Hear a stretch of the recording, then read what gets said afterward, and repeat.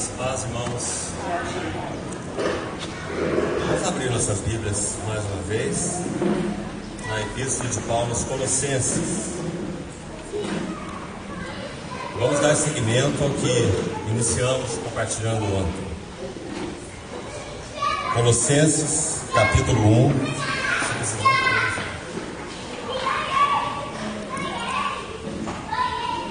Colossenses 1, 24.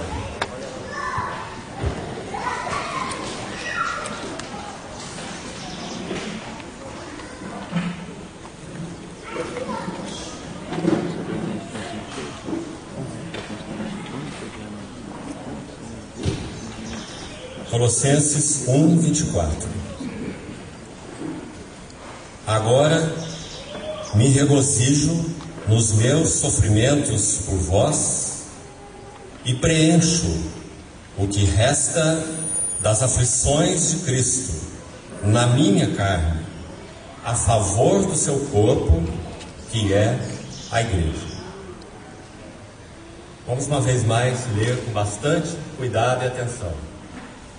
Agora me regozijo nos meus sofrimentos por vós e preencho o que resta das aflições de Cristo na minha carne, a favor do seu corpo, que é a igreja. Gálatas capítulo 4, verso 19.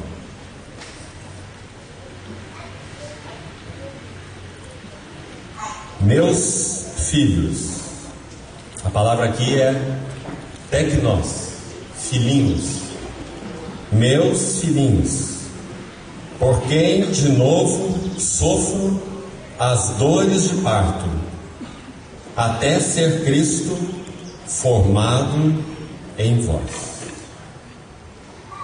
Vamos orar ao Senhor uma vez mais.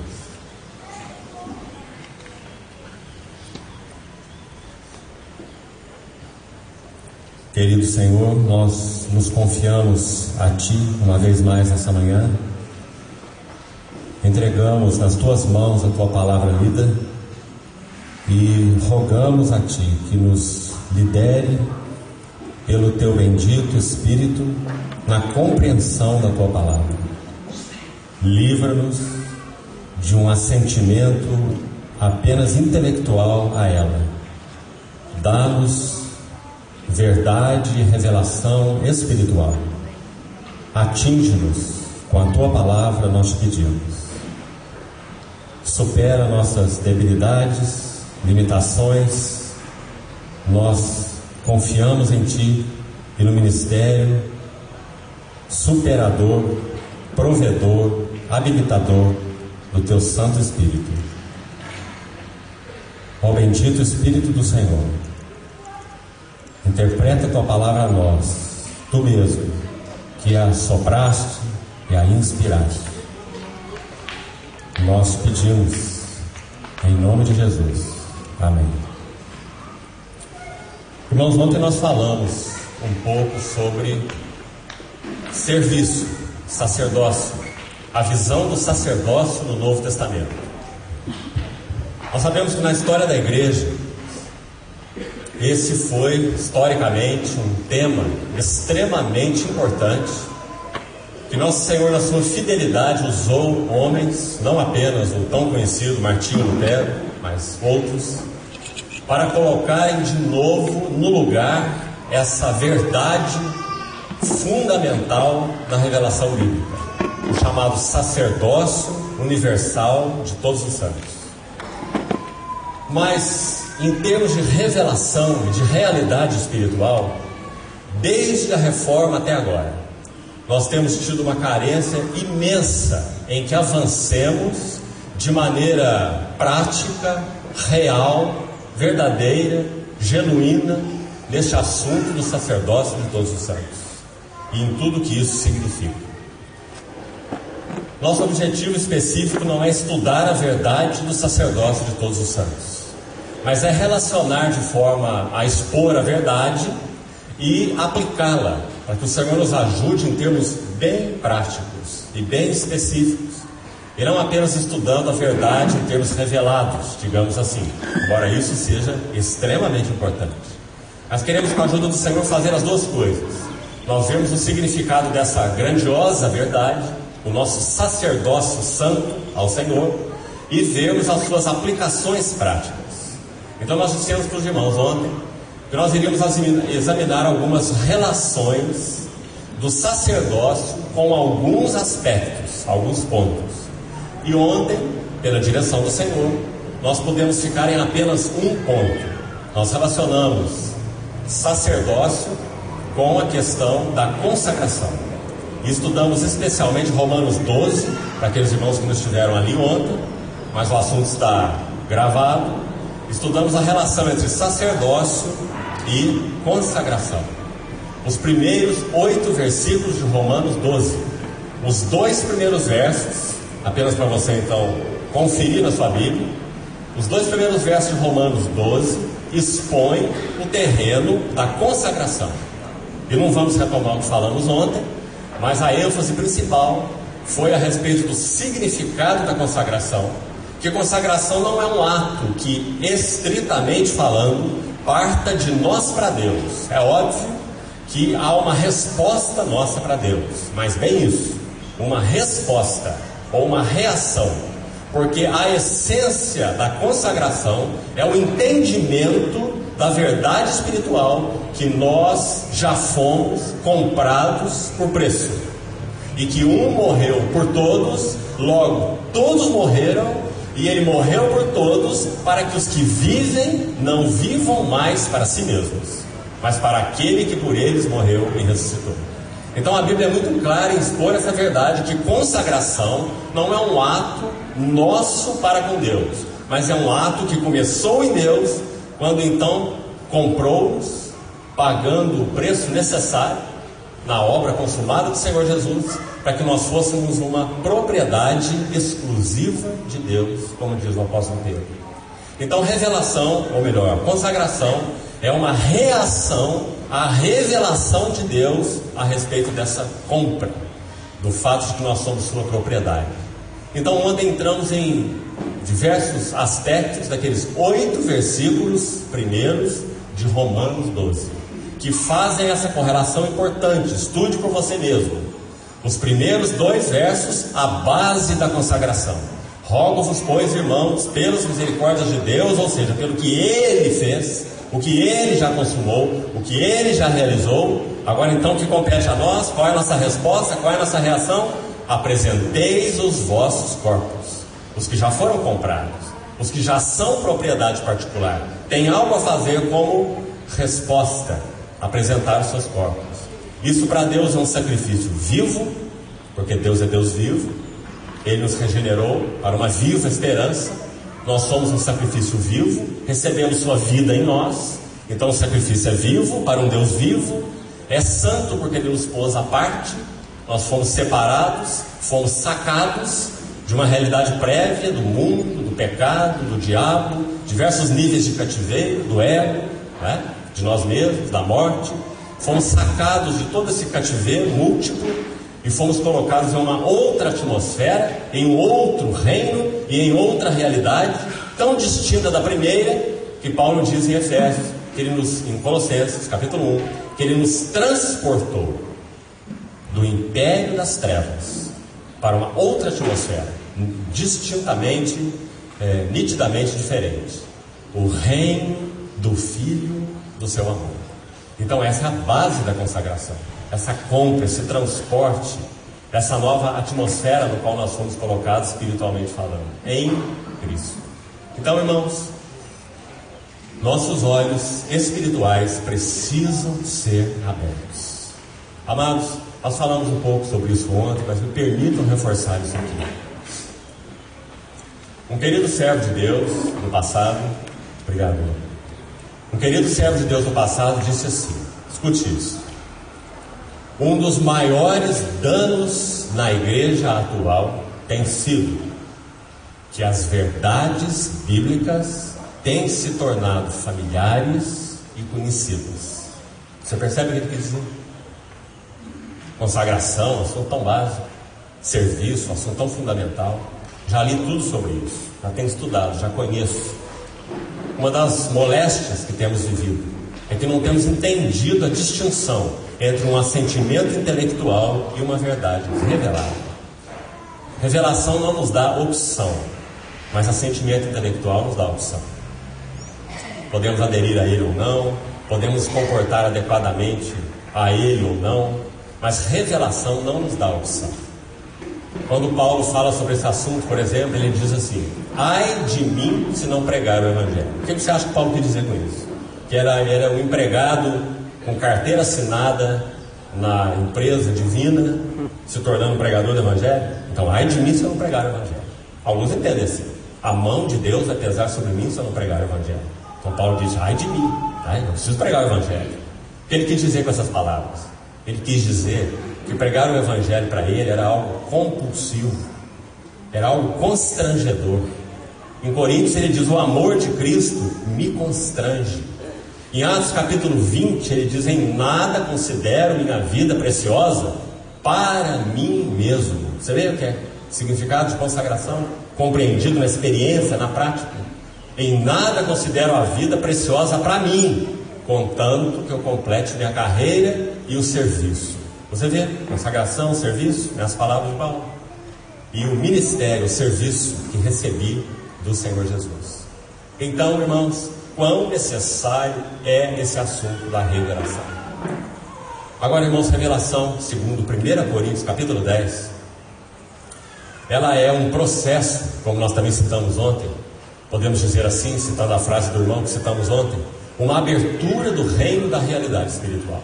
Assim como nós temos o reino da realidade natural, material, física, visível, tangível, palpável, nós temos o reino da realidade espiritual. Aliás, o reino da realidade material, física e literal, segundo aos Coríntios, é um reino transitório, não atentando nós nas coisas que se veem, porque as que se veem são temporais, mas as que não se veem são eternas. Então esse é o reino da realidade espiritual, inatingível, inexpugnável, impenetrável, com um equipamento humano natural. Esse é o ensino de 1 Coríntios 2, quando diz que o homem natural não entende, e acrescenta: o homem natural não aceita as coisas do Espírito de Deus, porque lhe parecem uma completa loucura.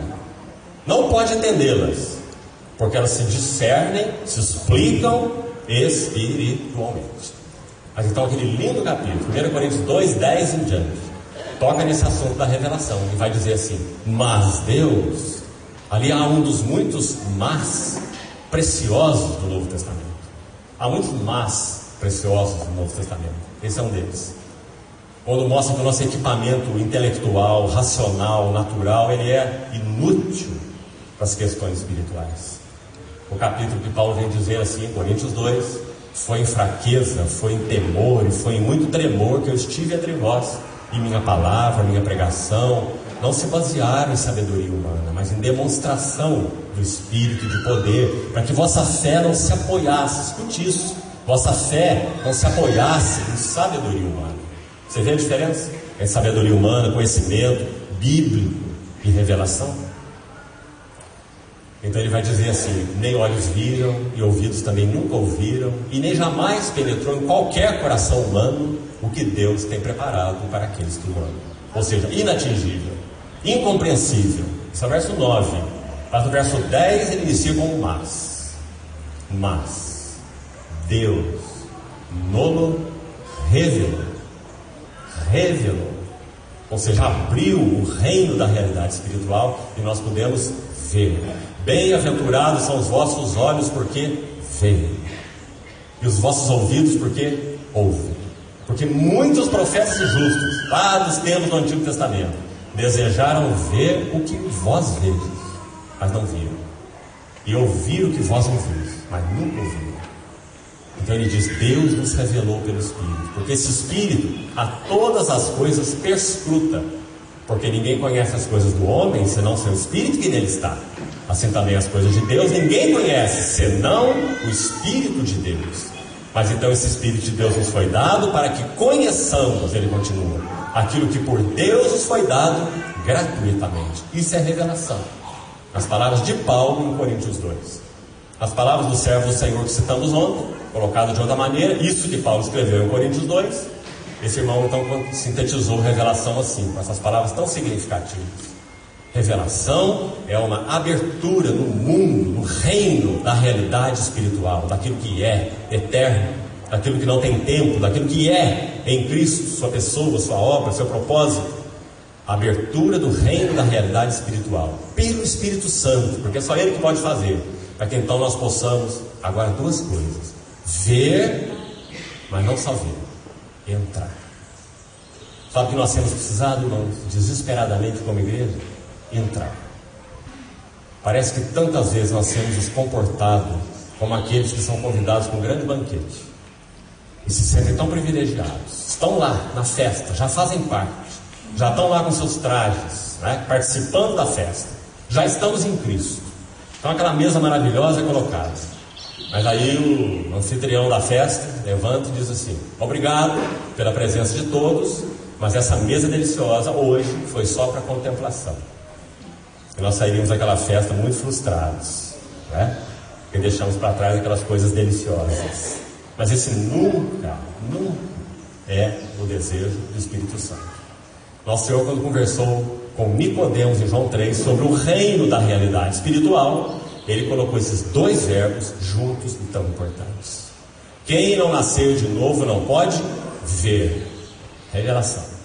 Segundo, quem não nascer da água e do Espírito não pode entrar no reino de Deus. Qual o propósito do Espírito Santo? Apenas que vejamos?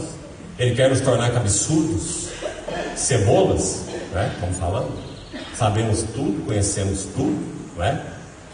Mas a nossa raiz é desse tamanho, uma cebola. Esse é o propósito do Espírito Santo? Essa é a edificação de Deus? Não. Tudo aquilo que o Espírito Santo abre para nós, Ele deseja que nós entremos. Como é que nós podemos entrar naquilo que o Espírito Santo nos revela? Segundo a palavra de Deus, só há um caminho. É o princípio de Josué, capítulo 1, versículo 3. A terra de Canaã tipifica a plenitude de Cristo, a herança que nós temos em Cristo. Cristo é nosso, nós somos dele. Mas essa terra é insondável, as riquezas insondáveis de Cristo. Efésios capítulo 3. Como podemos entrar nelas? Como podemos tomar posse delas? Josué 1,3, aquele livro diz assim: todo lugar que pisar a planta do vosso pé será vosso. Isso nas palavras do Novo Testamento significa: o justo viverá pela fé. Significa que todas as verdades que o Senhor tem revelado a nós em qualquer aspecto precisam ser agarradas por nós pela fé. Nós colocamos a planta do nosso pé sobre elas, para que então nós possamos entrar na experiência delas. Como nós vamos experimentar Romanos 6? Que nós estamos mortos com Cristo. É um fato espiritual. Você não escolheu, você não participou, você não fez nada, mas você está morto com Cristo. Mas como você pode experimentar isso na sua vida diária? O justo viverá pela fé. Nós temos que tomar o nosso lugar nessa identificação com a morte de Cristo pela fé, baseado na revelação dessa verdade para nós, e então nós iremos entrar na posse específica delas e na experiência de que então o mundo não terá domínio sobre vós, a carne não terá domínio sobre vós, o pecado não terá domínio sobre vós, porque nós entramos no reino da realidade espiritual nesse aspecto. Nós estamos mortos com Cristo.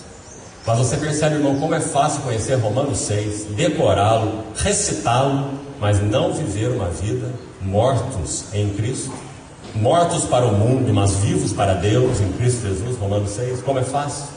Então essa é a diferença entre assentimento intelectual, compreensão bíblica intelectual e experiência espiritual. Então, fechando parênteses, voltando onde estávamos, esse assunto da consagração é básico, fundamental. E nós precisamos de olhos espirituais abertos. Ontem nós falamos de diversos aspectos desse assunto da consagração. Então, se vocês estiverem interessados, tomem isso, escutem, levem diante do Senhor, orem sobre isso, para que esse assunto do serviço na casa de Deus, ele possa ter esse primeiro fundamento, esse mais básico, não o mais importante, mas o mais básico sem dúvida: consagração. É pelas misericórdias de Deus, o que Ele fez, já fez, nos pondo em Cristo, nos incluindo em Cristo, independente de nós, É pelas misericórdias de Deus que nós respondemos, apresentando nossos corpos como sacrifício vivo, santo, agradável a Deus. Esse é o nosso serviço, palavra lá no versículo 1, espiritual, culto racional, como traduz algumas versões, a ideia é serviço espiritual. Então o versículo 2 vai dizer que na medida em que fazemos isso, nós somos transformados. E ontem também examinamos essa palavra, o que ela significa, qual a ideia dela. Transformados pela renovação da nossa mente. E mais do que isso, nós entramos na experiência. Você vê quanto é prático, que a vontade de Deus é boa, agradável, perfeita. Nós deixamos de dar coice na vontade de Deus. Nós deixamos de murmurar contra Deus. Nós temos outro ambiente na comunhão do corpo de Cristo, né? Porque nós estamos entendendo o terreno, o assunto da consagração. E depois os outros versos, de 3 a 8, que também estudamos ontem, rapidamente, eles mencionam a questão do serviço. Então, consagração, nos 2 primeiros versos, e serviço, nesses últimos versos, de 3 a 8. Esse par é inseparável. Não há serviço espiritual genuíno sem uma clareza, um entendimento, uma experiência do significado de consagração. Então, esse foi o primeiro par: consagração, serviço. Examinamos ontem. Agora, hoje nós vamos avançar para mais um aspecto ligado ao serviço, ou ao sacerdócio, que tem sido o nosso encargo para esses 2 dias. E vamos chamar agora esse tema de as dores de parto e o serviço. Vamos falar um pouquinho sobre isso. Abra de novo, por favor, sua Bíblia em Colossenses, o texto que nós lemos, 1:24.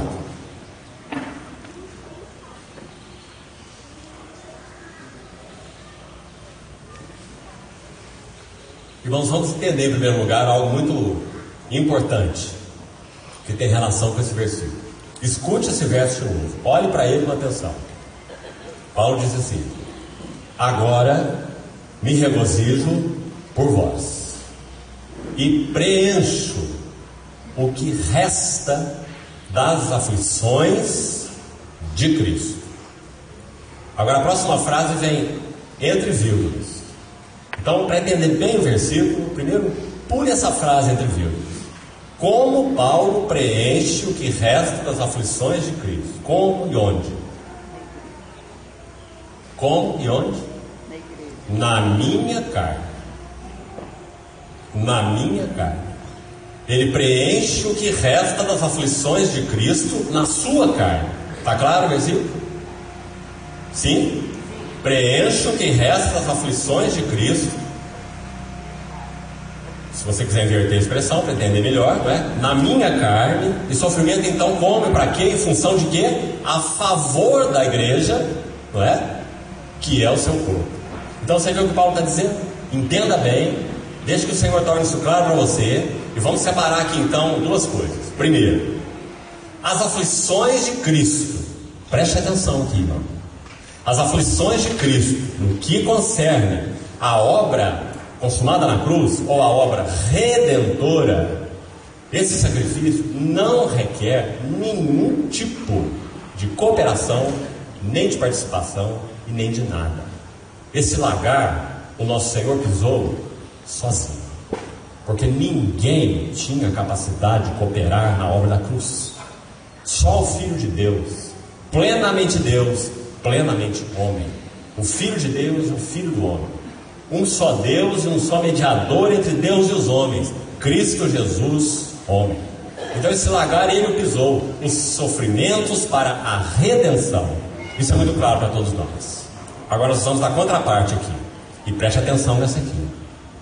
Mas os sofrimentos, as aflições do mesmo Cristo para a edificação da igreja, agora sim, para esses ele chama cooperadores. Compreendeu, irmão? Vou repetir isso. As aflições de Cristo para a redenção, ninguém poderia participar. Isso é uma obra compatível somente com Deus homem, Senhor Jesus. E Ele a realizou. Está consumado. Agora, as aflições que o Senhor quer compartilhar conosco, a sua igreja, são sofrimentos que Ele ainda tem para a edificação da sua igreja, e não para a redenção da sua igreja. Então separe os dois pontos, redenção e edificação, porque são duas coisas diferentes. Nosso Senhor Jesus redimiu a igreja sozinho, mas nosso Senhor Jesus chama cooperadores para edificar a sua igreja. Então esse é um privilégio muito grande. Efésios capítulo 2 vai nos dizer que nós somos um material para a edificação da igreja, porque Ele nos deu vida quando nós estávamos mortos nos nossos delitos e pecados. Ele usou esse material, porque Ele é rico em misericórdia, pelo grande amor quando nos amou. Nós estávamos mortos, nos deu vida juntamente com Cristo, nos ressuscitou, nos fez assentar nos lugares celestiais, não é? Então nós somos esse material que Ele tomou lá do mercado de escravos. É isso que significa redenção. Essa palavra, apolutrosis, no grego, significa comprar de um mercado de escravos, né? Então Ele realizou essa obra sozinho, completa, perfeita, comprou, redimiu. Efésios 2. Agora, Coríntios 3, 1 Coríntios 3, diz que de Deus nós somos cooperadores. E Paulo olha para a igreja de Corinto e diz: e a lavoura de Deus e o edifício de Deus sois vós, não é? Então o Senhor levanta cada um daqueles que Ele redimiu para que seja seu cooperador. É claro que em níveis diferentes, mas estritamente falando, irmão, cada membro do corpo de Cristo, seja irmão ou seja irmã, é um obreiro de Deus. Porque se nós não somos obreiros de Deus, nós somos o quê? Então esse mesmo material que Ele sacou do mercado de escravos, Ele tornou seus cooperadores na edificação da igreja. Mas sabe qual é o problema? Podemos dizer, sabe qual é o problema do Senhor? Usando essa expressão com muita reverência, porque Ele é o Senhor, não é? Mas Ele interage conosco, nos respeitando. Então sabe qual é o problema do Senhor? É que embora tenha redimido com seu precioso sangue esse material, justificado, santificado, palavras de Coríntios 6, Paulo fala assim: tais fostes alguns de vós, fostes impuros, fostes idólatras, fostes roubadores, fostes avarentos. É a lista de 1 Coríntios 6. Tais fostes alguns de vós. Mas aí ele diz assim: mas vós vos lavastes, mas fostes justificados, mas fostes santificados, em nome do Senhor e no Espírito do nosso Deus, não é? Então essa obra já foi feita em Cristo, pelo precioso sangue derramado. Mas este material não está pronto. Ele está comprado, mas agora o Senhor vai trabalhar sobre esse material, para que agora o material comprado, o material redimido, possa ser um material preparado. Preparado para quê? Para que de Deus sejamos cooperadores, e que a lavoura de Deus e o edifício de Deus possa ser então edificado. Qual é o instrumento que Deus usa para preparar cooperadores para a sua lavoura, para o seu edifício? Em essência é um só. E ele se chama o trabalho da cruz. O trabalho da cruz. Então Paulo chama isso aqui em Colossenses 1:24, também em Gálatas 4:19, os dois versículos que lemos no início. Paulo chama isso de dores de parto. Em Colossenses 1:24, aflições de Cristo. Vamos começar por aí, e depois vamos ao texto de Gálatas devagar, para entendermos agora essa relação que estamos falando hoje. Dores de parto e serviço.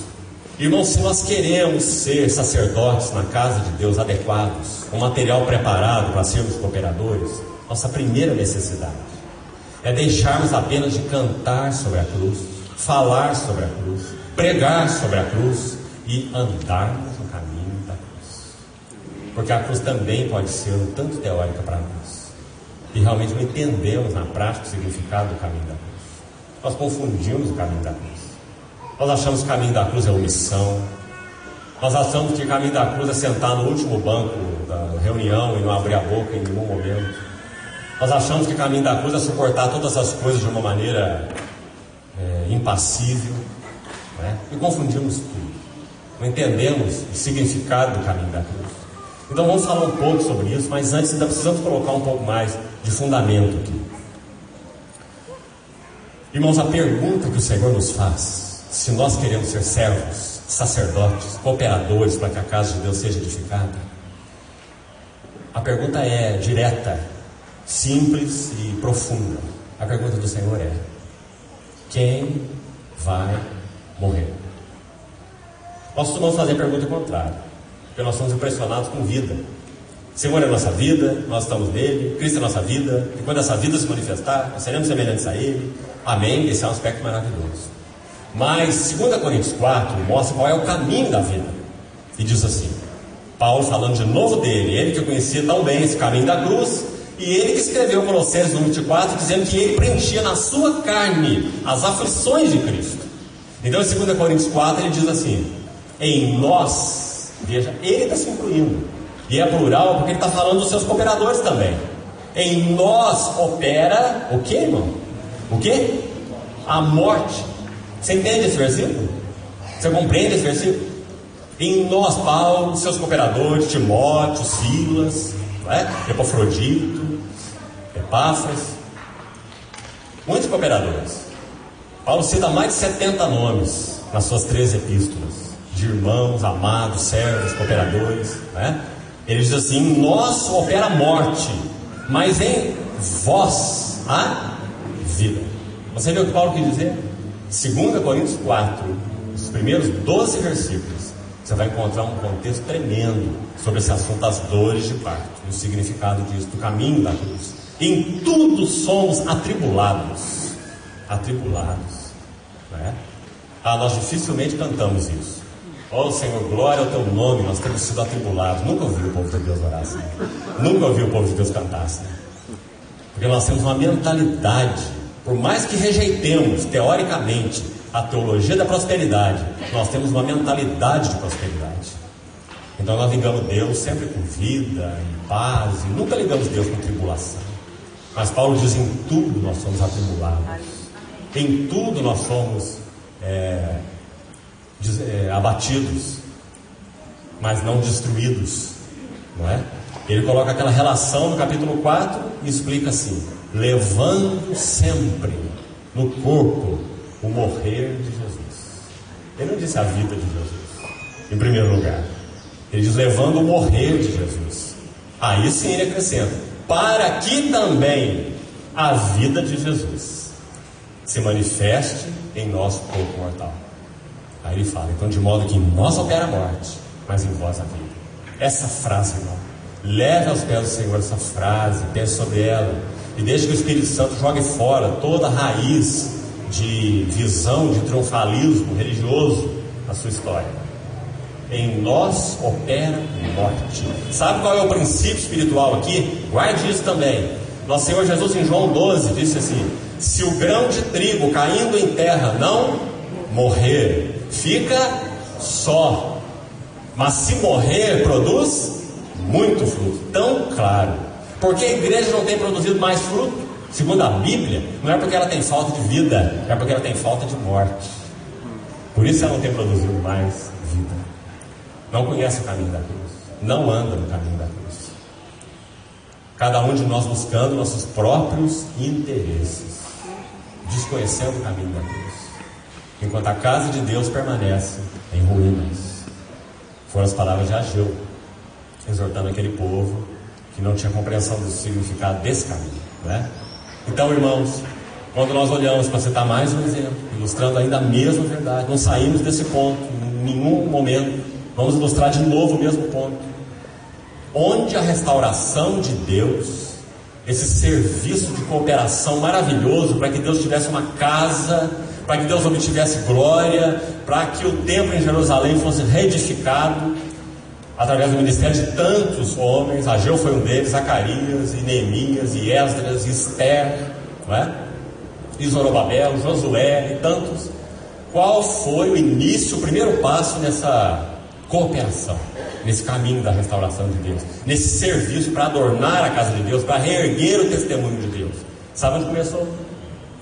Em um homem chamado na Bíblia de muito amado, que estava solitário na Babilônia, Daniel. Foi ali que a restauração de Deus começou, naquele que não se contaminou com as iguarias da Babilônia, naquele que abria sua janela e orava em direção a Jerusalém, aquele que recebeu o entendimento do propósito do Senhor de tal maneira que o capítulo 10 descreve que ele simplesmente se desfaleceu quando ele viu o significado do que Deus queria fazer, as visões de Deus, o propósito de Deus, Daniel, então, no capítulo 10 é descrito, aquele capítulo tão tremendo, que ele, como João, no capítulo 1 de Apocalipse, ele se desfaleceu diante do que ele viu.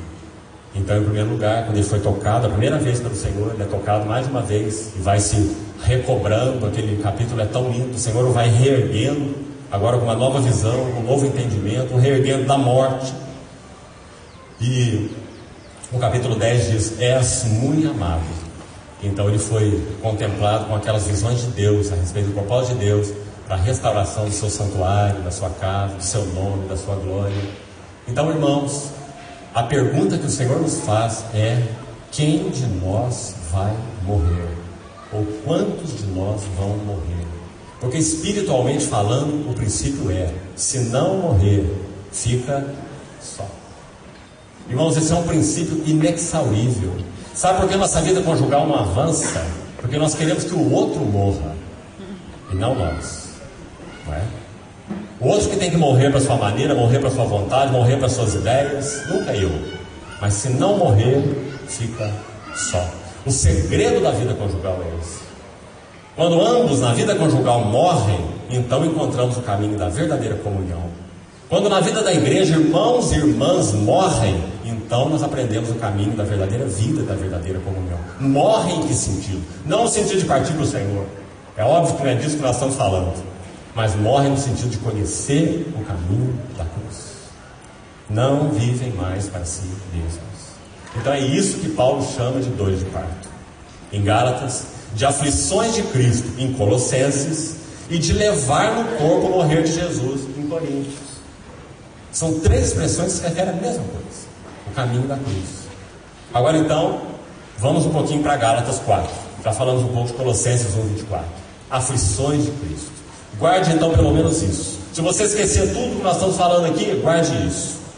Cristo já acabou os sofrimentos para a redenção, mas o Senhor chama cooperadores para os sofrimentos da edificação. Que isso fique claro para nós. E como nosso soberano, mas por outro lado gentil Senhor, que Ele não nos tornará servos compulsórios. Mas o Senhor só agremia voluntários nessa participação, nesse serviço para a edificação da igreja. E muito é requerido de nós. Deixe-me citar uma coisinha aqui sobre isso, importante, significativa, a meu ver, maravilhosa. Lembrando de novo de Ageu, um dos servos que o Senhor usou no caminho da cruz, aplicando, claro, a linguagem lá do Novo Testamento, né? aplicando para o Velho. Ageu conheceu o caminho da cruz. Por que Ageu conheceu o caminho da cruz? Sabe por quê? Porque Ageu profetizou em nome do Senhor, mandando o povo retomar a obra de reconstrução do templo. Você conhece o livro de Ageu? Você conhece o livro de Esdras, capítulo 5? Fala você ler lá, Ageu e Zacarias. Eles começaram a profetizar colocando seu pescoço em risco. Por quê? Porque havia uma ordem anterior e prévia de que a obra deveria cessar. E eles não tinham liberdade para prosseguir. Ageu se levanta, movido pelo Espírito de Deus, e diz que a obra do Senhor, da reedificação do santuário, da casa, deveria ser retomada, mas a ordem imperial era que cessasse. Ou seja, Ageu conheceu o caminho da cruz. Ele profetizou pelo Espírito, colocando seu pescoço em risco. E sabe o que aconteceu? Na intervenção histórica do soberano Senhor, a obra começa baseado no que o Espírito de Deus diz através de Ageu e Zacarias, não em decreto real. Mas o Senhor é aquele que remove reis e estabelece reis. Então, depois que eles já haviam colocado em mãos a obra, houve uma liberação de um decreto real, não apenas permitindo que a obra continuasse, mas o rei mesmo abrindo os tesouros reais para que eles pudessem receber donativos, até mesmo os tesouros reais, para concluir a obra que eles tinham começado. Impressionante. Mas Ageu não fez isso depois do decreto real. Ageu fez isso antes do decreto real. Então ele andou, conheceu o significado do caminho da cruz. E sabe o que Ageu diz no primeiro capítulo do seu livrozinho, de 2 capítulos, tão lindo? Um servo de Deus que profetizou durante 4 meses só, e deu 4 pequenas palavras preciosas. No capítulo 1 do seu livro, quando ele fala sobre esse serviço, essa cooperação da edificação da casa de Deus, Ele chama a atenção daquele povo que estava voltado para os seus próprios interesses, enquanto a casa de Deus permanecia em ruínas. Creio que os irmãos conhecem bem esse texto. Ele diz: vocês habitam em casas acabadas ou apaineladas, bem construídas, bem acabadas, enquanto a casa de Deus permanece em ruínas. Agora, há um verso ali muito interessante, se não me engano é o verso 10, muito específico, em 3 assuntos que nos ajudam a entender o nosso lugar de cooperação na casa de Deus, e nesse sacerdócio santo, e nesse chamado para de Deus sermos cooperadores, e nesse chamado para conhecer e andar no caminho da cruz, e então poder cooperar. Ageu diz assim: escute, porque o povo estava ocupado com os seus próprios interesses, ele diz assim, falando em nome do Senhor: eu fiz vir, diz o Senhor, eu fiz vir sobre vós a seca. Eu fiz vir a seca. Aí Ageu vai especificar a seca sobre o que? Escute, ele diz sobre o cereal, o vinho e o azeite. Lembra-se disso? Está lá, ao você conferir. Ageu capítulo 1, verso 9 em diante. Cereal, vinho e o azeite. Por quê? Por que o Espírito Santo foi tão detalhado nesses aspectos? Será que isso tem algo a nos dizer? Claro. Nós cremos que a Bíblia é a palavra verbalmente inspirada de Deus, independente do que está dizendo hoje o chamado judaísmo cristão, né? Essa praga no meio do seio da igreja hoje, tentando levar o povo de Deus para reexame das Escrituras, né? Separando o grão da casca. Essa história é antiga, irmãos. Isso começou no século XIX, isso não é atual, né? Durante o chamado movimento de alta crítica, liberalismo teológico. Hoje a igreja tem sofrido de novo o mesmo assédio de judaizantes, de judaísmo cristão, de Bíblia no hebraico, de Yoshua e de muitas coisas desse tipo, perniciosas, malignas, no meio do povo de Deus. Então, quando o capítulo 1 de Ageu menciona esse assunto, fiz vir a seca sobre o cereal, sobre o vinho e o azeite, porque o Espírito Santo destacou esses 3 aspectos. O que isso nos ajuda a entender o testemunho do Senhor, o nosso serviço, a nossa cooperação? Sabe onde esses 3 elementos estão interpretados? Longe de Ageu. Porque a Bíblia é uma palavra maravilhosa de Deus, verbalmente inspirada por Deus. Não tem nada aqui que seja casca, tudo aqui é grão. É palavra inspirada, soprada pelo Espírito Santo. Então, se você for lá para o Salmo 104, por favor, abra sua Bíblia. Salmo 104, versículo 15. Você vai ver o salmista interpretando o que Ageu quis dizer, lá no seu livro, no capítulo 1, quando disse que o Senhor fez vir sobre nós, no caso sobre eles lá, o seu povo, e essa é verdade, porque é um princípio, né, sobre a igreja nos nossos dias, se nós não estivermos ocupados com o serviço e com a cooperação na casa de Deus, com aquilo que Deus está ocupado, e sim ocupados com os nossos interesses. Então o resultado para nós será o mesmo nos dias de Ageu.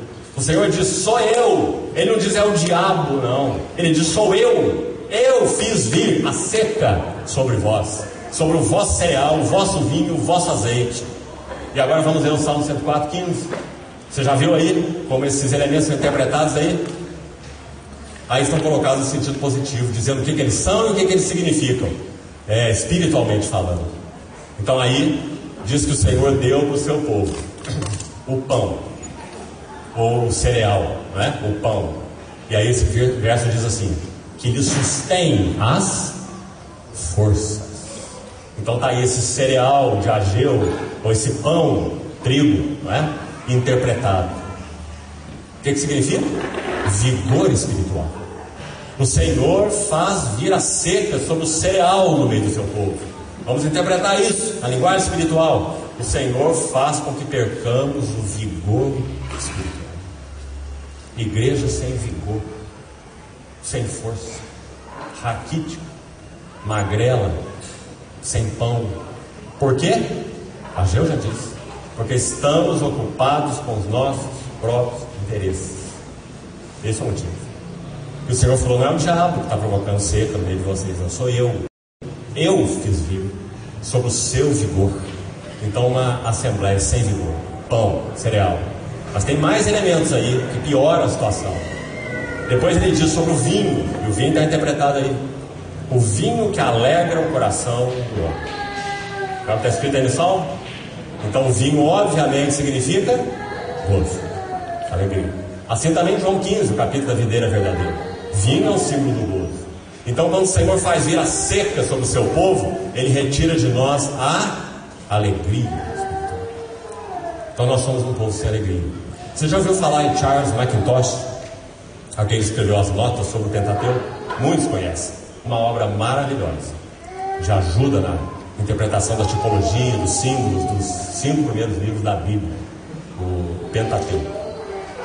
Esse irmão Charles Mackintosh diz assim: talvez a coisa que mais impeça que as pessoas do mundo sejam atraídas para a igreja é a face daqueles que estão dentro. Em outras palavras, ele quis dizer: falta-nos alegria espiritual. Agora, irmão, alegria espiritual não é uma emoção. Não é nós vestirmos aquele sorriso comercial quando encontramos irmãos, que vai de orelha a orelha, não é? Um sorriso profissional, um sorriso comunitário. Isso não é o que a Bíblia chama de alegria. Alegria na Bíblia não é um dom espiritual. Não é dom. Alegria, segundo Gálatas 5:22, é um fruto do Espírito, e não um dom espiritual. Não existe dom de alegria. Alegria é um fruto, e fruto é resultado de trabalho, de cultivo, não é? Alegria é marca de maturidade espiritual. Se nós temos maturidade espiritual, nós temos alegria, não só alegria, nós temos alegria intocável. Há uma tradução maravilhosa de Filipenses 4. Você sabe que Filipenses, uma das ênfases de Filipenses é a alegria, né? Essa palavra aparece lá muitas vezes. Alegrai-vos no Senhor, outra vez vos digo alegrai-vos. Alegrei-me sobremaneira no Senhor, porque renovastes a meu favor o vosso cuidado. Muitas vezes alegria lá é mencionada na carta aos Filipenses. Paulo em Filipenses 4, naquele contexto de 10 a 13, ele diz assim, quando agradece aquele donativo que os filipenses fizeram para ele na prisão, escrevendo essa carta pelas mãos de Epafrodito, ele diz assim: eu aprendi a viver contente em toda e qualquer situação. Viu que a alegria não é emocional, não é dom espiritual, não depende se você está com dor no estômago ou não, se você acordou bem ou não, não é? Alegria é algo inatingível, intocável, porque está em Cristo e é possuído por aqueles que conhecem o caminho da cruz e então têm conhecido o que Cristo é, não apenas o que Cristo dá, e tem, mas o que Ele é. Então ele diz: aprendi a viver contente em toda e qualquer situação. E aí, irmãos, ele descreve naquele texto, por isso estamos citando, um texto maravilhoso. Ele descreve o que é alegria. Isso vai nos ajudar a entender aí o livro de Ageu, vai nos ajudar a entender nossa história, nosso assunto. Por que temos sido um povo tão fraco no assunto alegria? Porque nossa alegria não é intocável, nossa alegria é circunstancial, é dependente de coisas, é dependente de pessoas. Quando o Senhor está nos abençoando, quão alegres nós ficamos, né? Quando o Senhor está apertando seu torniquete, quanta murmuração, quanta queixa, quanto problema, quanta acusação, acusamos os outros, culpamos os irmãos, ninguém serve, ninguém está bom, o presbitério que é culpado, não é assim? Porque nós não temos alegria. Aliás, uma irmã do passado, também conheceu muito bem esse caminho da cruz, ela disse assim: estritamente falando, nós não temos alegria, é a alegria que nos tem. Sim, essa é a verdade. É a alegria que nos tem, porque a alegria não é uma coisa, a alegria é uma pessoa, é o próprio Cristo. Então, se Ele nos tem, então nós temos alegria. Se nós estamos nele, nós estamos num ambiente de alegria, não importa o que nós estejamos passando. Então Paulo vai citar ali esse par, não é? Um ponto e contraponto maravilhoso nesse texto de Filipenses 4. Ele vai dizer assim: aprendi a viver contente em toda e qualquer situação. Ele descreve esse toda e qualquer situação assim: tanto sei estar humilhado, como também sei ser honrado. Você viu onde ele foi? Ele foi aqui para o fundo e foi lá para cima, dois extremos, não é? Quando nós somos humilhados, qual é a nossa tendência? Nos deprimirmos, não é? E voltarmos os olhos para nós mesmos. Eu não sou digno mesmo, eu sou um filho de segunda categoria do Senhor. O Senhor ama aquele, mas a mim me trata assim, não é? Então, quando nós somos humilhados, nós tendemos a murmuração. Quando nós somos honrados, nós tendemos a soberba. A Bíblia em Provérbios diz assim: o homem é provado pelos louvores que ele recebe.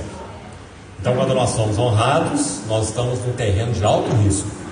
Nós estamos na beira da soberba, né? De entrar no caminho da soberba. Mas Paulo diz: não para ele.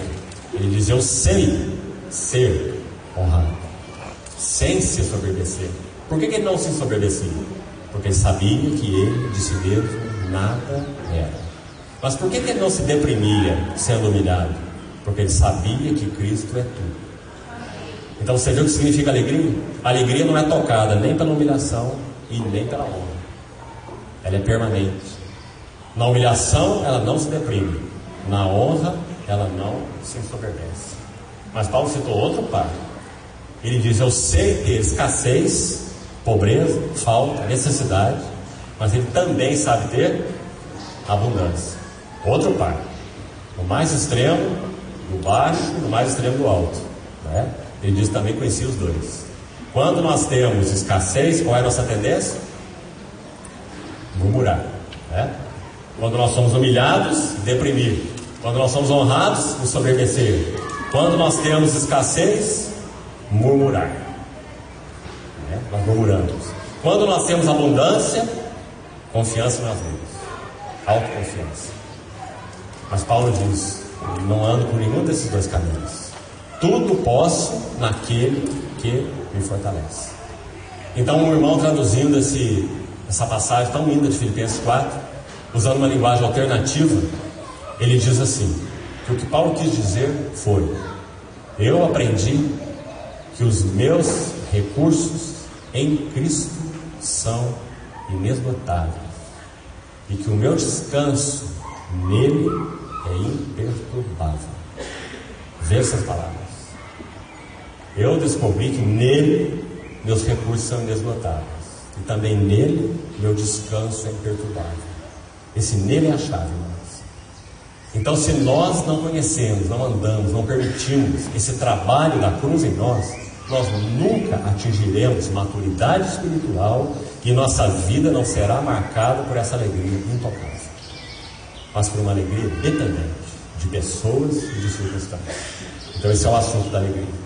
O Senhor dizendo: eu fiz vir seca, porque nós estamos ocupados do nosso próprio interesse e não realmente conhecendo o significado do caminho da cruz, apresentando-nos esse altar de Deus como sacrifício vivo, falamos ontem, e permitindo que a faca afiada de dois gumes faça o trabalho em nós, dividindo alma de espírito, sondando mente, coração, expondo as motivações, os desejos mais íntimos, e então nos desvestindo ou despindo, Efésios 4, do velho homem, renovando-nos no espírito, no nosso entendimento, e nos revestindo do novo homem. Esse é o processo espiritual, quando nós andamos no caminho da cruz. É isso que a palavra de Deus tem poder para fazer. Por isso nós precisamos amá-la, meditar nela, orar sobre ela, também estudá-la, né? Embora tenha tido aí uma ênfase muito perigosa nesse assunto nos nossos dias, estudar a Bíblia. Alguém já chegou a dizer que a Bíblia é um livro que nunca deveria ser lido, ele só deveria ser estudado. Essa é uma frase muito ruim, porque acima de tudo, teologia na Bíblia significa doxologia. Esse não é realmente um livro para ser estudado, esse é um livro para ser espiritualmente entendido, para nos levar à adoração. Qualquer teologia que não nos leve a dobrar nossos joelhos é vã, é inútil, é conhecimento teórico. Toda genuína teologia deve levar nossos joelhos a dobrar em doxologia, em adoração. Oh, profundidade da riqueza, tanto da sabedoria como do conhecimento de Deus. Consondar os seus juízos, escutar os seus caminhos. Quem conheceu a mente do Senhor, não é? Isso é doxologia, adoração. Paulo escreveu isso lá em Romanos 11, depois de falar de tanta teologia, podemos dizer assim, não é? A depravação, a justificação, a inclusão com Cristo, a libertação da lei, a vida no Espírito, tanta teologia. E ele termina assim, em Romanos 11, com seus joelhos dobrados, adorando. Isso é verdadeira teologia. Essa é a finalidade da palavra de Deus, né? Então, irmãos, esse é o assunto da alegria.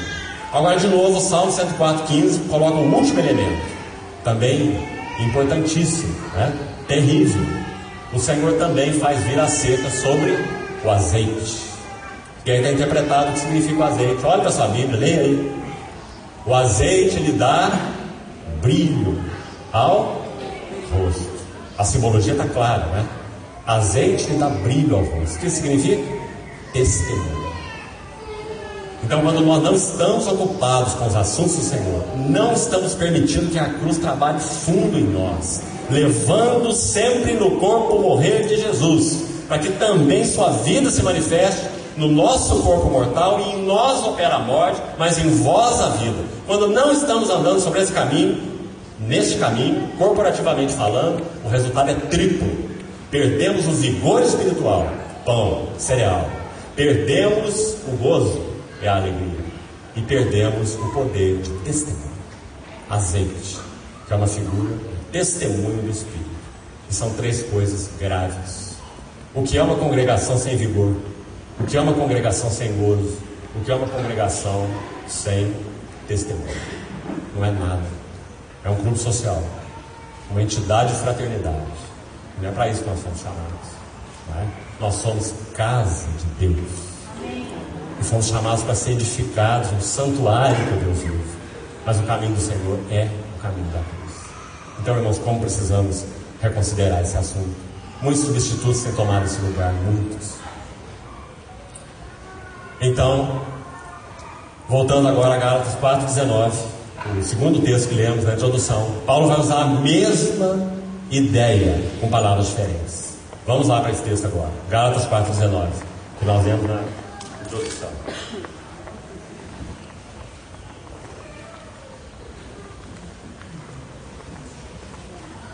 Primeiro, então, a palavra usada aí é filhinhos, tecnos ou tecnon, porque Paulo está se referindo a crianças pequeninas, crianças de peito. Por que ele chamou os Gálatas de pequeninos, de meninos? Na epístola fica muito claro o porquê. Está no capítulo 3, quando ele diz que ele pregou o evangelho para eles de tal modo claro, revelado, que Cristo foi exposto aos olhos deles como crucificado. Tão claro foi a palavra de Paulo, a pregação de Paulo. Então eles começaram na revelação do Espírito, mas Paulo diz que eles continuaram se aperfeiçoando na carne. Começastes bem, começaste no Espírito, mas estáis vos aperfeiçoando na carne. Sabe qual era um dos elementos do aperfeiçoamento carnal daqueles irmãos? Um deles, nós já citamos agora há pouco aqui: aceitarem influências judaizantes. Isso corrompeu a Assembleia dos Gálatas, assim como tem corrompido a igreja nos nossos dias. Então Paulo diz: começaram no Espírito, agora estão se aperfeiçoando na carne. Então, quando ele escreve esse capítulo 4, verso 19, ele chama esses irmãos de meninos, porque eles não tinham avançado. Foram gerados, mas não cresceram, não avançaram. Será que essa é a nossa história como Assembleia, irmãos? Como nós temos estado? Quem somos nós? Tem havido vigor espiritual no nosso meio? Tem havido uma alegria espiritual, intocável, real no nosso meio? Tem havido um testemunho de qualidade espiritual entre nós? Cereal, vinho, azeite? Então Paulo vai dizer, entre os Gálatas não. Então Paulo vai dizer, meus filhinhos, pelos quais, olha a palavra, de novo. Por que de novo? Porque Paulo já teve um primeiro parto, como ele chama. O primeiro parto foi para gerá-los, eles eram pagãos, e Paulo sofreu no meio deles. Inclusive Paulo, quando passou pelo meio deles, experimentou uma enfermidade grave. Segundo ele escreve aos Gálatas, ele diz que eles teriam arrancado os seus próprios olhos para me dar. Possivelmente Paulo tinha esse problema aí infeccioso nos seus olhos, devido a viajar com muita luz de claridade, muita poeira, muito lugar complicado. Então possivelmente ele tinha essa enfermidade ocular. Ele diz que ele sofreu isso entre eles, inclusive essa questão física, para gerá-los em Cristo.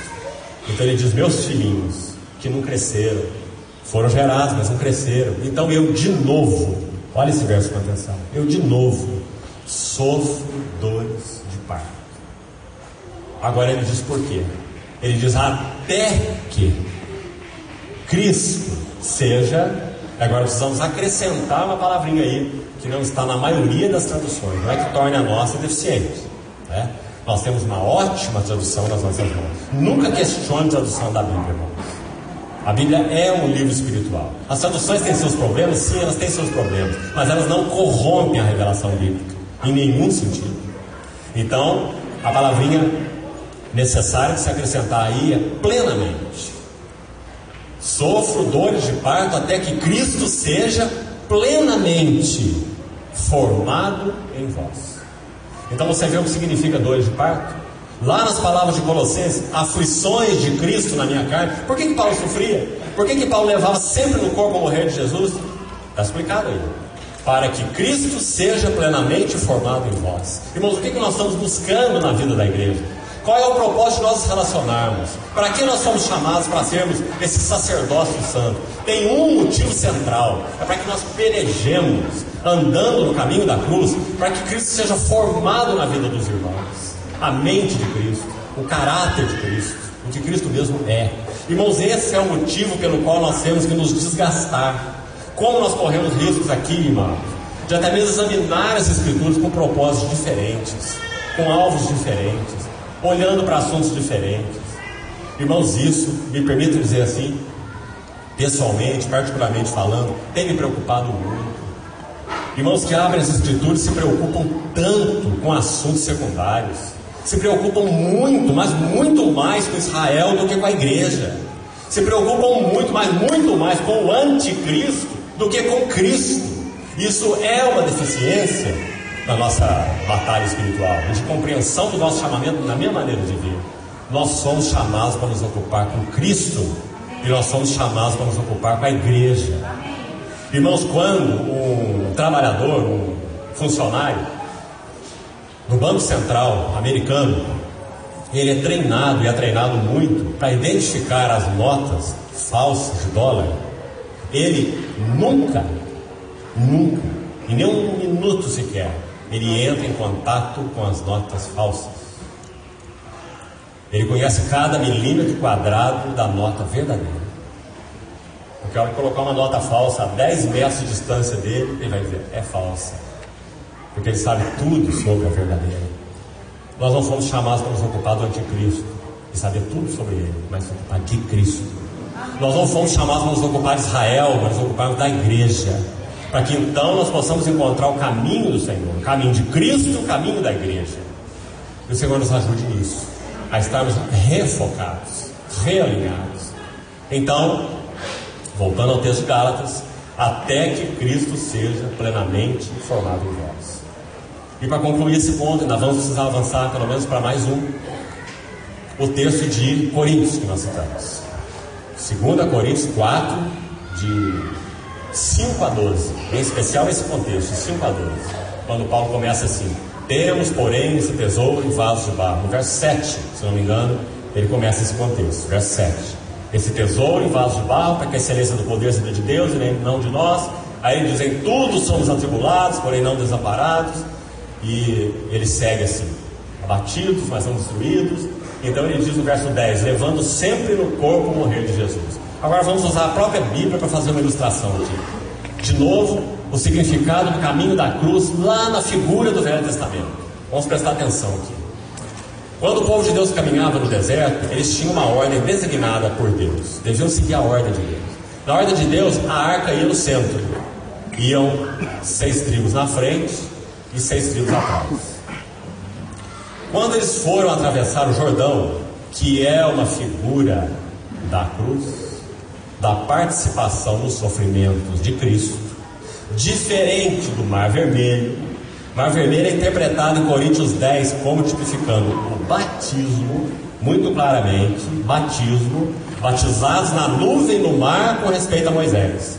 Então esse Mar Vermelho nós já passamos, graças ao Senhor. Já fomos tirados do mundo, do Egito, do faraó, não é? Dessa escravitude, e já fomos colocados para peregrinar com o Senhor no deserto. Mas tem uma outra água para se passar. E essa água fala do caminho da cruz. Não é de batismo, mas do caminho da cruz. Quando nós entendemos o caminho da cruz, andamos no caminho da cruz, então isso significa espiritualmente passar o Jordão. Qual foi a falha da primeira geração? A primeira geração não conheceu o caminho da cruz. 10 vezes murmuraram contra Deus no deserto, e os seus cadáveres ficaram prostrados no deserto. Então eles não eram o povo de Deus? Eles não foram beneficiados do sangue da aliança, do sangue do Cordeiro Pascal, não comeram maná, não tomaram água da rocha? Fizeram tudo isso, mas não entraram na plenitude da herança. figurativamente falando, a plenitude de Cristo. Nas palavras de Gálatas, Cristo formado em vós, para usar a linguagem do Novo Testamento. Não atingiram isso. Por quê? Porque não conheceram o caminho da cruz, interpretando a tipologia do deserto de Números. Então, quando o povo ia passar o Jordão, qual foi a ordem de Deus? O Senhor disse assim claramente: a arca vai sair lá no meio e vai ir à frente. A arca ia se adiantar quase 1 quilômetro. Então, no ombro dos sacerdotes. O que isso significa? A primazia e a preeminência de Cristo. A arca sobre os ombros, a primazia de Cristo, para em todas as coisas ter a primazia. Colossenses capítulo 1. Então esses sacerdotes tomavam e iam lá na frente, tomavam a dianteira e iam em direção ao Jordão. E o detalhe é que diz a Bíblia que o Jordão transbordava por todas as suas ribanceiras. Por quê? Porque o Senhor queria ensinar para o seu povo que o justo viverá pela fé. Havia tempos que o Jordão podia ser passado sem nenhum problema, mas eles foram chamados a passar quando ele estava transbordando pelas suas ribanceiras. Por que Deus fez isso? Para que eles compreendessem o princípio: o justo viverá pela fé. E compreendessem o princípio de Josué: todo lugar que pisar a planta do vosso pé será vosso. Então ele diz: quando as plantas dos pés dos sacerdotes tocarem as águas do Jordão, então elas se abrirão, não antes. Por causa do princípio do capítulo 1: todo lugar que pisar a planta do vosso pé. Baseados na palavra de Deus, o justo viverá pela fé. Fé na palavra de Deus. Então quando eles pisaram o Jordão, o rio se abriu. Não foi assim a história? Agora preste atenção aqui. Como eles passaram? Esse é o detalhe. O que isso vai nos ajudar a entender sobre o caminho da cruz? Qual é o nosso chamamento para cooperação, para serviço, como nós estamos falando? No sentido então dores de parto, das aflições de Cristo. Veja, os sacerdotes desciam com a arca e paravam. Eles não passaram o Jordão, eles paravam no fundo do leito do Jordão. Por quê, irmão? Porque o Senhor quer nos ensinar algo. É tipológico. Tem verdade espiritual aí dentro da tipologia, que depois vai ficar claro com o Novo Testamento. É o que nós estamos fazendo agora, aplicando 2 Coríntios 4 dentro dessa passagem do livro de Êxodo, travessia do Jordão. Então eles desciam, os sacerdotes, faça o quadro na sua mente, com a arca no ombro, desciam para o leito do rio e paravam lá no fundo do rio, o rio aberto. E então, o que acontecia em seguida? O povo de Israel passava. Assim é o relato, foi assim que aconteceu.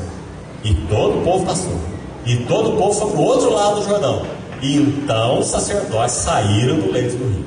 Em outras palavras, eles foram os primeiros a entrar, mas foram os últimos a sair. E não só isso, veja como a tipologia é clara. O Senhor disse que eles deveriam erigir no fundo do leito do Jordão um memorial.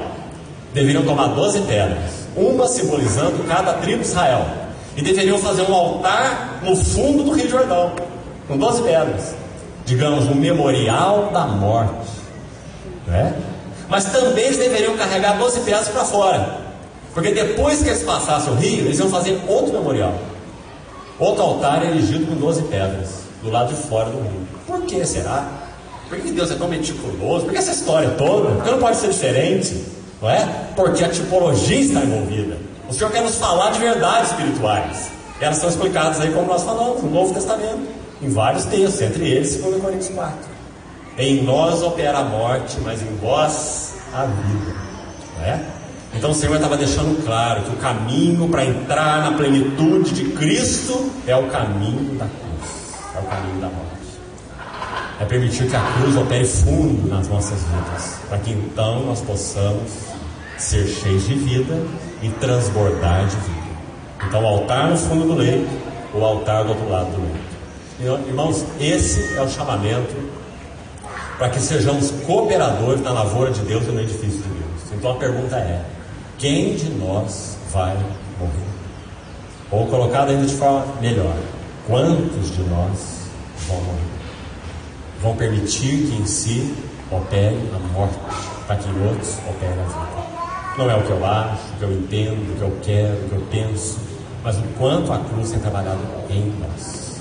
Agora, irmãos, ainda falando de maneira sintética, nós não vamos passar por alto, para que nenhum irmão aqui tenha uma compreensão mística desse assunto e não prática. O que é o caminho da cruz? Tenho certeza que já falamos isso entre os irmãos, mas vamos repetir, por causa da essencialidade do assunto. O que é o caminho da cruz? O que é andar no caminho da cruz? Irmãos, não podemos confundir o caminho da cruz com omissão, o caminho da cruz com resignação. Tem pessoas que são resignadas e não conhecem o caminho da cruz. Tem pessoas que são resignadas por orgulho. Orgulho também nos leva à resignação, né?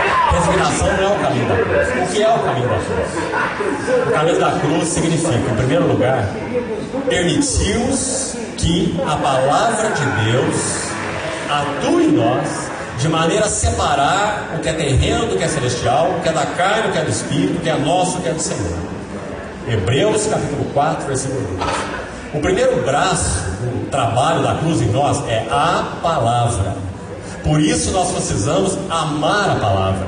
Nosso irmão Sérgio colocou aqui no início de uma maneira tão maravilhosa e importante.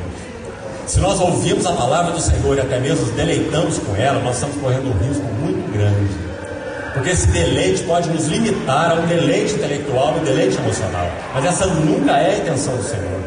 O Senhor quer nos levar a uma compreensão espiritual. E a primeira finalidade da palavra é nos levar não a deleite, mas ao arrependimento. Então Hebreus 4 diz que essa palavra é uma adaga afiada, e ela tem nela mesma, ela não depende de nada para isso. Se ela for acolhida, amada, agarrada, Hebreus 2, importa que nos agarremos com mais firmeza as verdades ouvidas.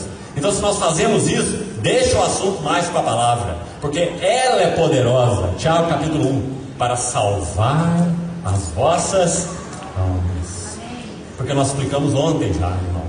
Ela é uma espada afiada, uma faca, a ideia lá, né? É a faca do sacerdote, a faca do sacrifício, uma faca afiada de 2 gumes. 2 gumes, porque vai operar em nós morte de tanta coisa necessária de morrer na nossa vida. Tanta morte, nós precisamos experimentar morte de tanta coisa. Nossa vida particular, nossa vida interior, nosso coração, pensamentos, sentimentos, coisas da carne, do ego, não é? Morte. Mas também essa mesma faca, ela tem um outro filo maravilhoso. É esse gume da ressurreição. Porque o trabalho da cruz, a cruz do próprio Senhor Jesus, ela tem 2 aspectos. A cruz não fala só de morte. Se a cruz falasse só de morte, seria uma cruz falida. Porque se Cristo não ressuscitou, é vã nossa fé, vã nossa pregação, e ainda permanecemos nos nossos pecados. Então a cruz fala de morte, porque era necessário a morte do último Adão, mas a cruz fala de ressurreição, porque era necessário o levantamento do segundo homem.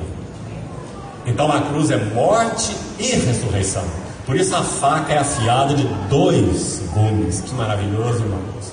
Como precisamos amar a palavra, meditar na palavra, orar a palavra, nos abrirmos para a palavra. Quanto amo tua lei, ela é minha meditação todo dia. Salmo 119, o salmista diz assim: minha alma, veja, minha alma está apegada ao pó, vivifica-me por meio da tua palavra. Não é? Todo aquele salmo é sobre a palavra. Irmãos, um dos maiores motivos da nossa fraqueza espiritual é que nós estamos passando fome. De maneira geral, não temos tido entre nós palavra profética que nos levante em vigor, em clareza, em revelação, em entendimento. Nós precisamos nos humilhar diante do Senhor, para que o Senhor nos recupere como seu povo. O povo de Israel, quando foi levado do cativeiro da Babilônia para Jerusalém, em Neemias capítulo 8, teve uma experiência tão significativa nesse sentido. Eles tinham, podemos dizer, a Bíblia, né, daquele tempo na sua mão, a Torá, podiam lê-la, podiam cantar os salmos lá na Babilônia, nenhum problema, faziam isso. Criaram a ideia da sinagoga lá dentro da Babilônia, foi inventada lá. Não é da mente de Deus, é da mente do homem, a sinagoga. Eles que inventaram, para aplacar sua consciência religiosa. Você vê a seriedade disso?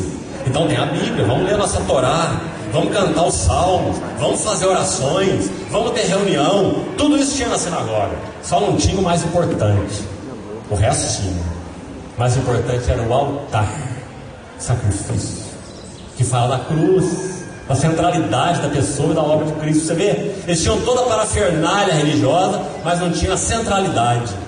Então, quando eles foram recuperados, chamados, 70 anos de sede, embora tivesse tudo, né, religiosamente falando, mas não tinham nada.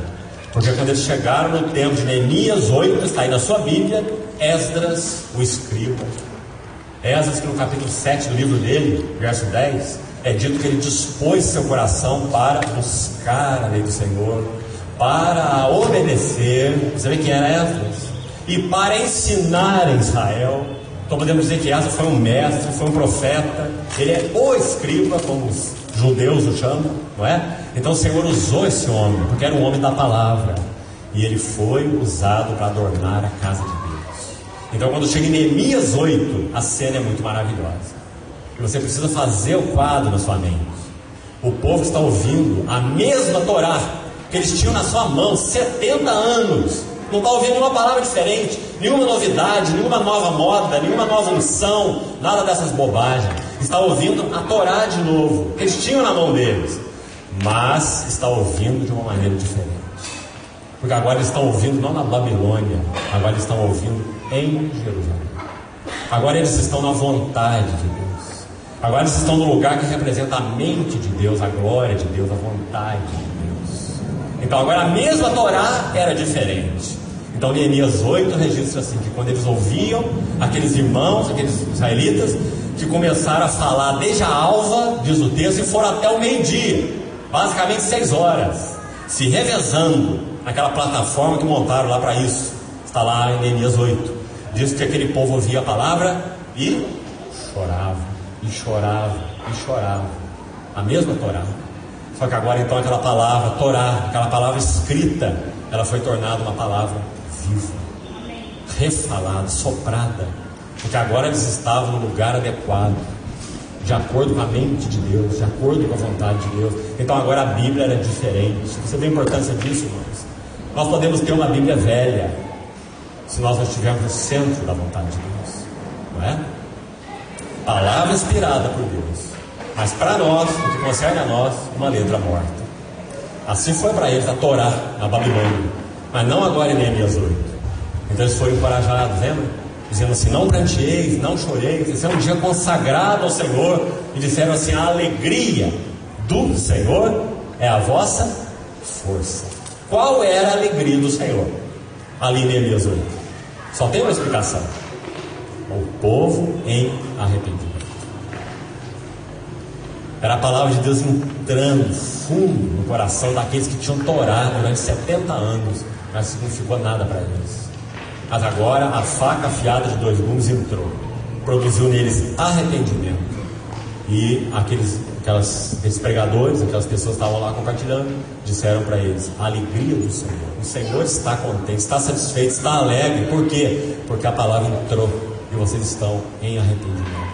E a alegria do Senhor é a vossa força. Ó, irmão, o Senhor nos ajude nisso. Como nós carecemos ser recuperados, né? Para podermos ser então cooperadores do Senhor. Não há cooperadores sem experiência das dores do Pai. Não há na casa de Deus conferencistas, isso é coisa do mundo. Não há na casa de Deus preletores, isso também é coisa do mundo. Na casa de Deus há cooperadores que conhecem as aflições de Cristo, o caminho da cruz, né? Obreiros. E cada um de nós é um obreiro e uma obreira do Senhor, cada um na sua esfera, no seu encargo, mas todos nós somos seus cooperadores.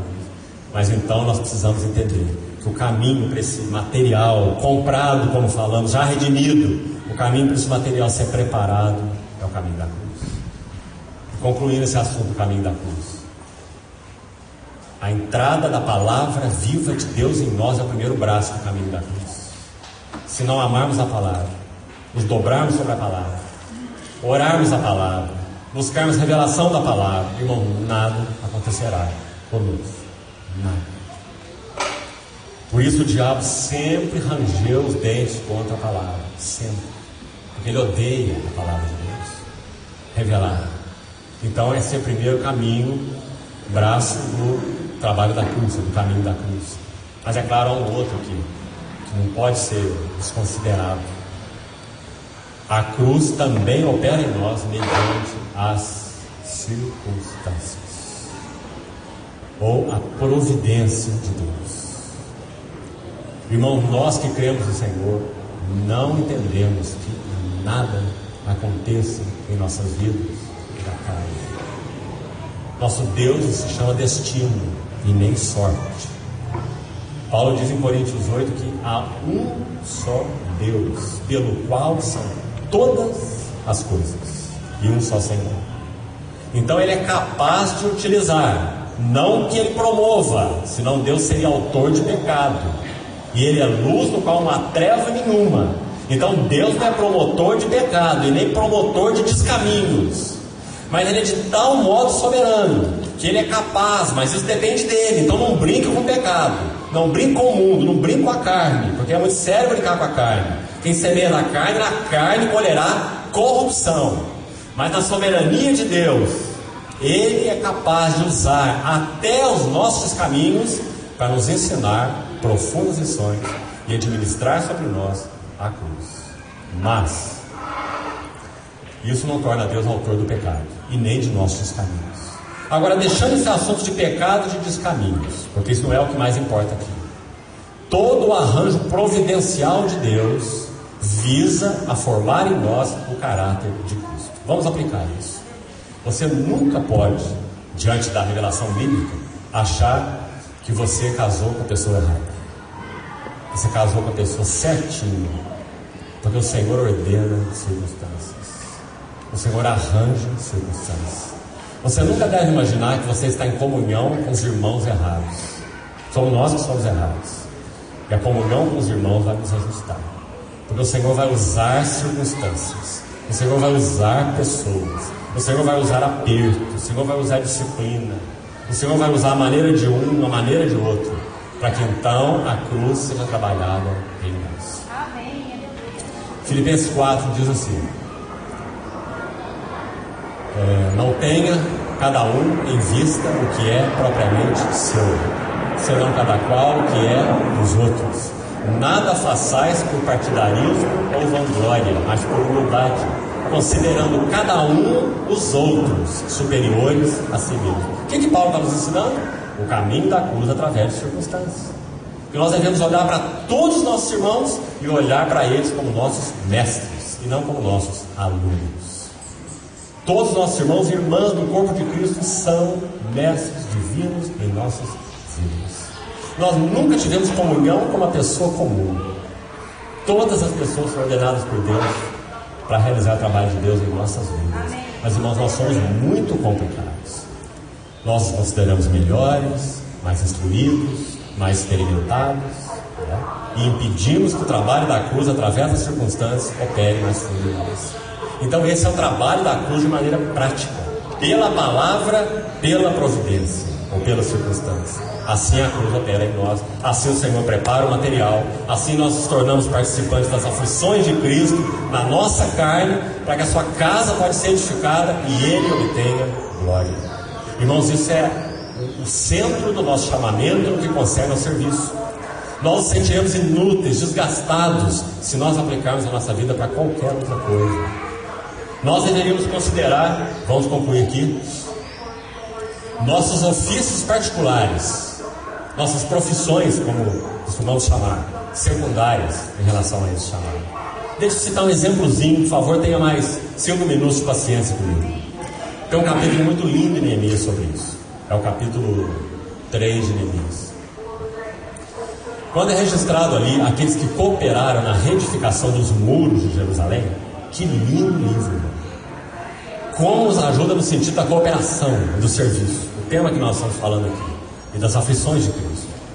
Muita coisa é dita naquela reedificação dos muros, muito princípio espiritual está embutido lá no livro de Neemias.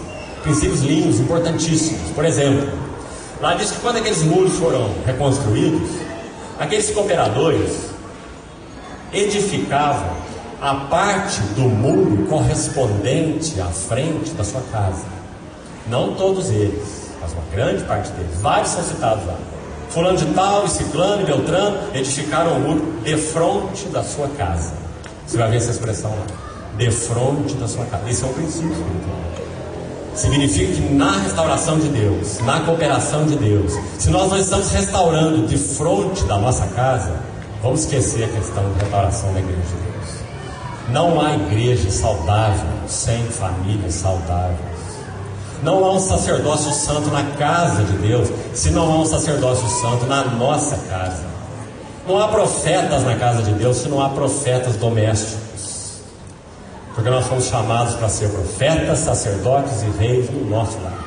Nós maridos e pais, não é? Então esse é um princípio, defronte da sua casa. Princípio de cooperação. Você vê como é que é prática a restauração de Deus, irmãos. Como nós podemos falar sobre esse assunto, né? Restauração e coisas ligadas à restauração, irmos para tanto lado, mas entendemos o quanto nosso Deus é prático, maravilhosamente prático. Começa em nós, começa na nossa casa, né? Então defronte da sua casa. Mas tem mais coisa lá. Leia aquele capítulo com cuidado. Lá diz assim, citando também vários exemplos. Ao lado deste, reparou este outro. E ao lado deste, outro, este outro. Esse princípio, ao lado dele. Ao lado dele. Esse é um princípio espiritual na nossa cooperação. Sabe dos grandes danos que nós sofremos na cooperação da casa de Deus? Nós nos vemos sozinhos, solitários. E quando nós nos tornamos proclamadores solitários de uma verdade, nós estamos à beira da heresia. Nós precisamos de irmãos ombro a ombro conosco, cooperando. Como precisamos? Ao lado de. Não podemos caminhar sozinhos. Nenhum de nós é suficiente, não é? Nenhum de nós tem toda a revelação.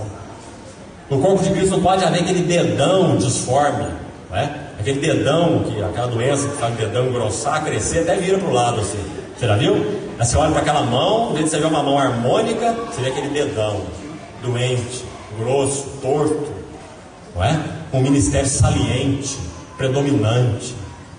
Isso não é o propósito de Deus, não é? Irmãos, que lindo nós temos exemplo no apóstolo Paulo sobre isso. Como nós já citamos, 13 epístolas ele escreveu, mais de 70 nomes ele cita. Irmãos, olha quem está fazendo isso, é Paulo. É aquele que fala assim, o evangelho que eu prego, não recebi de homem nenhum. Nenhum de nós pode dizer isso, essencialmente falando, pode? Nenhum de nós pode. O evangelho que nós conhecemos e pregamos, nós recebemos de muitas gerações de irmãos, não é? Que vieram antes de nós, mas Paulo não. Ele recebeu diretamente do Cristo ressuscitado.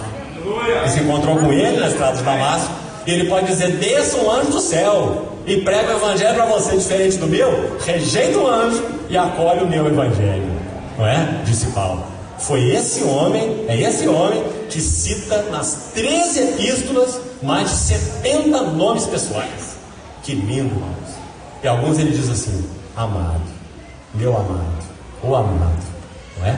Porque Paulo não era um preletor, Paulo não era um conferencista, Paulo era um servo, cooperador, e que viveu uma vida relacional no corpo de Cristo. Que coisa importante é essa, irmão?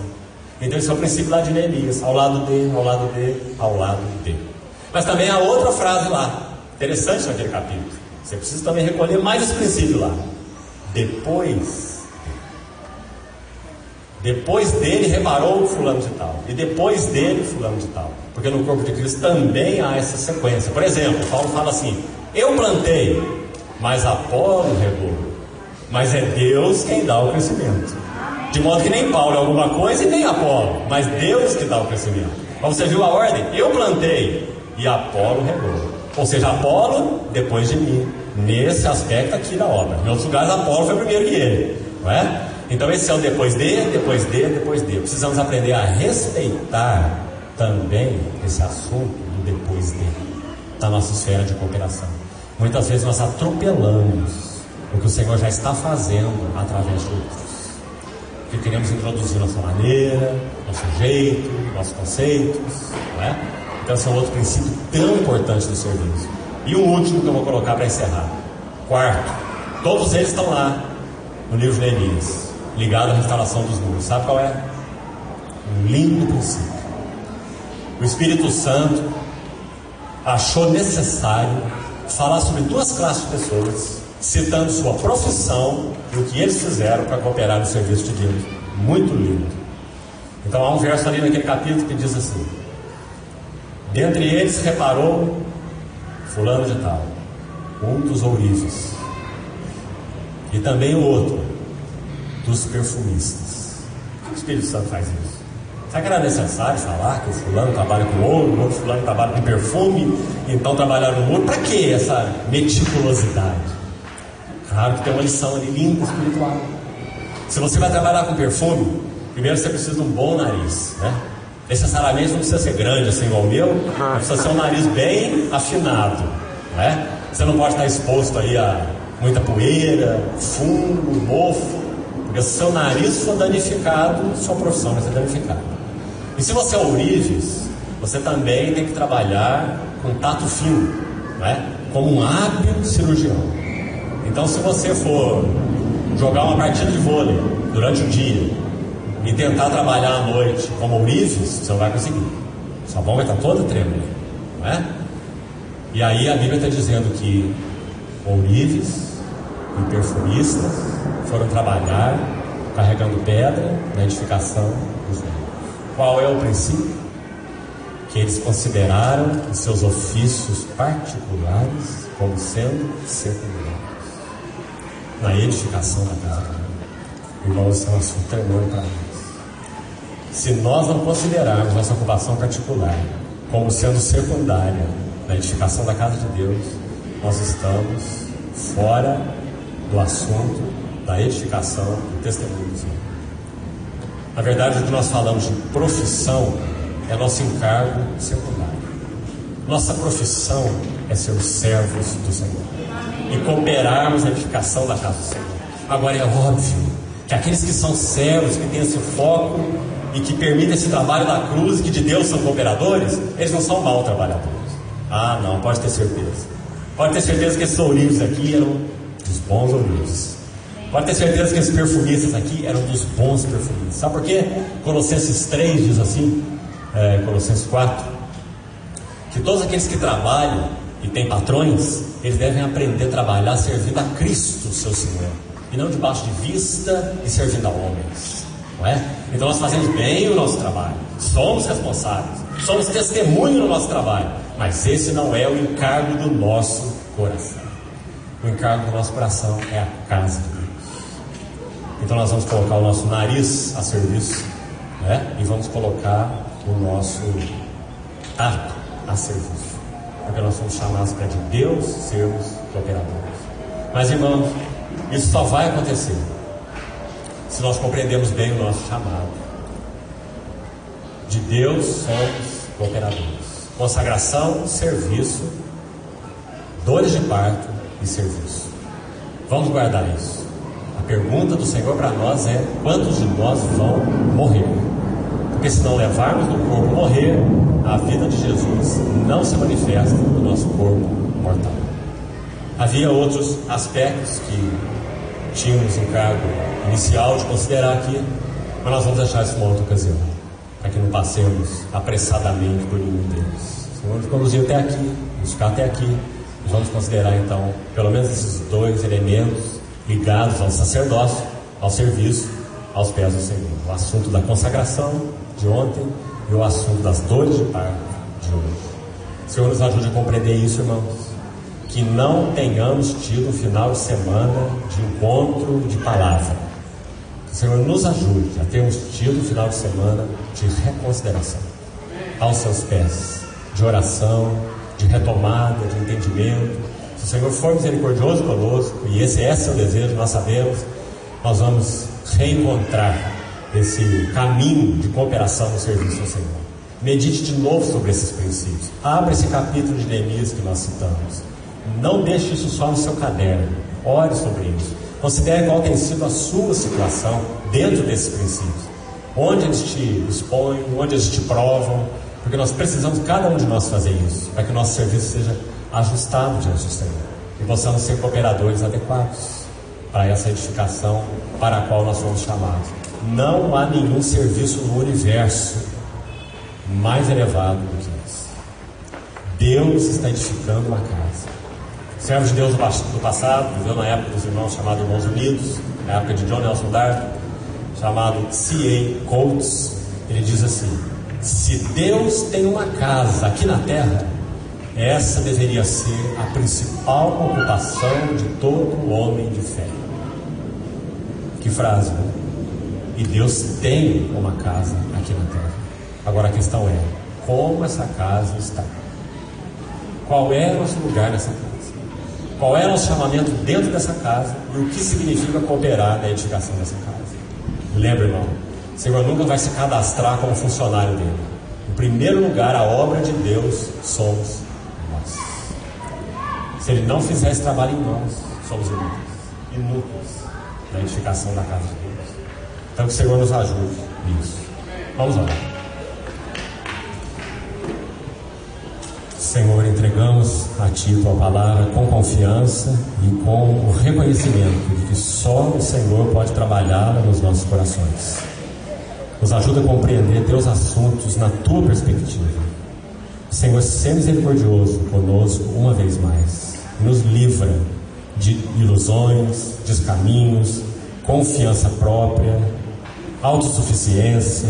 Nos ajuda, Senhor, que realmente andemos consistentemente no caminho da cruz. Opera em nós, para que o Senhor possa operar através de nós. Ensina-nos a levar no corpo o morrer de Jesus, para que também sua vida se manifeste em nossa carne mortal.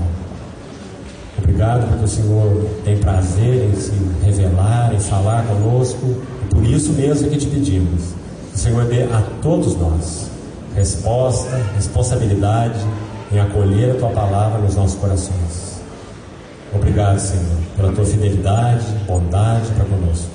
Em nome de Jesus, agradecemos. Amém, Senhor.